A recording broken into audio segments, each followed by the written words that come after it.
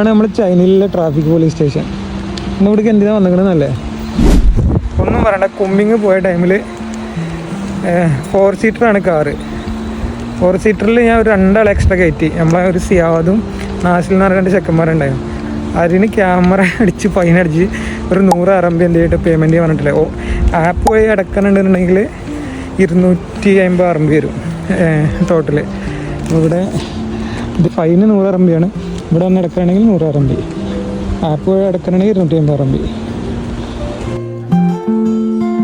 Government സ്ഥാപനമായതുകൊണ്ട് അതിൻ്റെ ഉള്ളിൽ video എടുക്കാൻ പറ്റില്ല നല്ല നിയമമുണ്ട്. എന്തായാലും പറയാനെന്താ വെച്ചാലേ, നാട്ടിലെ പോലെ അല്ല ഇത്. ആദ്യത്തെ ഫൈനൊന്നല്ല, അതുകൊണ്ട് പിന്നെ കുഴപ്പമില്ല. ഫൈനും റൂൾസ് ആൻഡ് റെഗുലേഷൻസ് ഭയങ്കര സ്ട്രിക്റ്റ് ഉണ്ടാവും. ചൈന ആണെന്നുണ്ടെങ്കിലും നമ്മുടെ നാട്ടിൽ മാത്രമേ കുറച്ച് അത്ര വലിയ ടൈറ്റില്ലാത്തുള്ളൂ. അപ്പോൾ 1000 RMB എന്തായാലും പോയി കിട്ടി. 100 RMB എന്തായാലും പോയി കിട്ടി. ചാനൽ ലൈക്ക് ചെയ്യുക, സബ്സ്ക്രൈബ് ചെയ്യുക. നാളെ ബൈ ചെയ്യുക.